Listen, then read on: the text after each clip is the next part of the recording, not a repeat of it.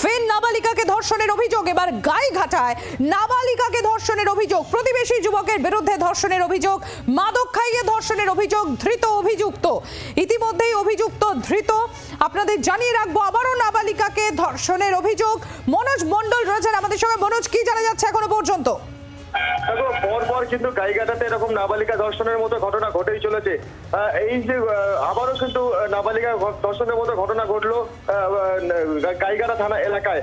তোমাকে বলে রাখি যে গত রবিবার একটি মেলার মাঠ থেকে স্থানীয় এক যুবক এই নাবালিকাকে তাকে তুলে নিয়ে যায়, ডেকে নিয়ে যায় এবং বাড়িতে গিয়ে তাকে মাদক খাইয়ে ধর্ষণ করে বলে অভিযোগ। তবে এই ঘটনায় কিন্তু আরো কয়েকজন যুক্ত রয়েছে বলে পুলিশ সূত্রে জানা যাচ্ছে।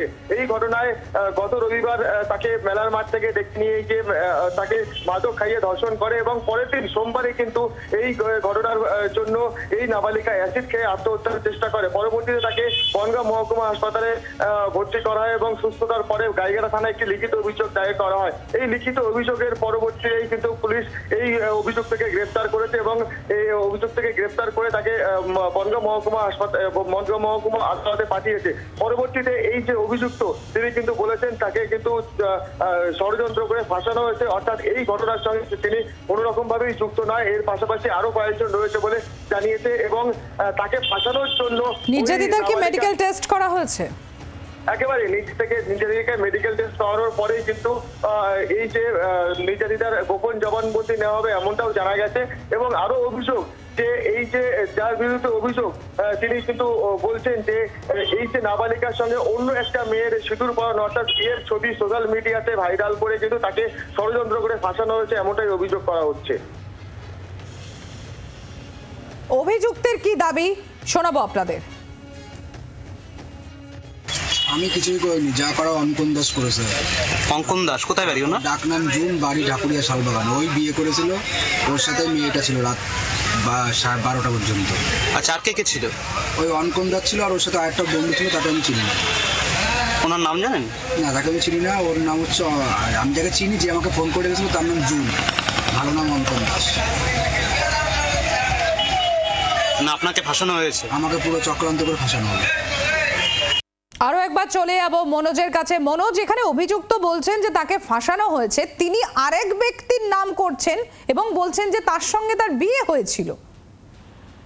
একেবারেই তাই। যখনই তার বিরুদ্ধে এরকম একটা ধর্ষণের অভিযোগ উঠেছে সেই সময় কিন্তু পুলিশ তাকে গ্রেফতার করার পর সে স্বীকার করেছে যে এই যে ধর্ষণের ঘটনা ঘটেছে সেই ঘটনায় কিন্তু আরো বেশ কয়েকজন ছিল এবং যিনি কিন্তু মূল অভিযুক্ত তাকে তার সঙ্গে সিঁদুর পরানো একটা ছবি অর্থাৎ বিয়ের একটা ছবি, ওই নাবালিকার সঙ্গে বিয়ের একটা ছবি সোশ্যাল মিডিয়াতে ভাইরাল করে তাকে কিন্তু ষড়যন্ত্র করে ফাঁসানো হয়েছে এমনটাই তিনি অভিযোগ করছেন।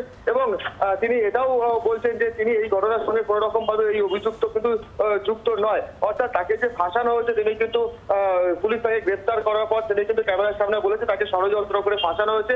এই ঘটনায় কিন্তু আরো অনেকে যুক্ত ছিল। ধন্যবাদ মনোজ। আমরা কথা বলছিলাম, আমাদের প্রতিনিধি মনোজ মণ্ডল ছিলেন আমাদের সঙ্গে।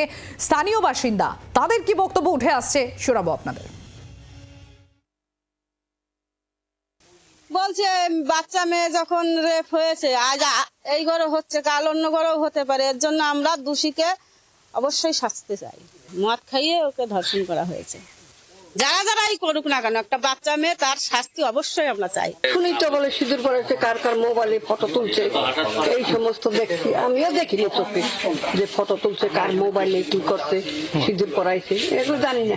যে ওই ছেলেটাই মানে নিয়ে গেছে, নিয়ে ওখানে কি দেখি করেছে। আবার এর মধ্যে আবার আরেকটা ব্যাপার আছে, যে করেছে সে আবার অন্য একজনের সাথে ফটো তুলে আবার মানে বিয়ে দেওয়ার নাম করে সিঁদুর ফিঁদুর তুলে দিয়েছে। তারপরে তো মেয়েটা বাড়ি আসলো, এসে মনে হয় অ্যাসিড খেয়েছিল, হসপিটালে গেল, যাওয়ার পরে তারপরে আমরা সবাই জানতে পারি ওই বিষটা খাওয়ার পরে মানে অ্যাসিড খেয়েছিল বিষটা। আমরা থানায় কল করি, থানায় কল করার পরে থানার থেকে প্রশাসন এসে এখান থেকে তুলে নিয়ে যায়। তারপরে মেয়েটা বর্তমানে নাকি বনগাঁ হসপিটালে মেডিকেলের জন্য আছে। আর দ্বিতীয় কোনো ঘটনা আমাদের কাছে এখনো পর্যন্ত আসেনি। আর ছেলেটা একটা ছেলেকে গ্রেপ্তার করেছে, আর আরও 3-4 জন যুক্ত আছে, তাদের প্রশাসন বুঝবে যে ওটা গ্রেপ্তার হবে কি হবে না, প্রশাসনের ব্যাপার। বাংলার আওয়াজ, বাঙালির আবেগ, জি 24 ঘন্টা।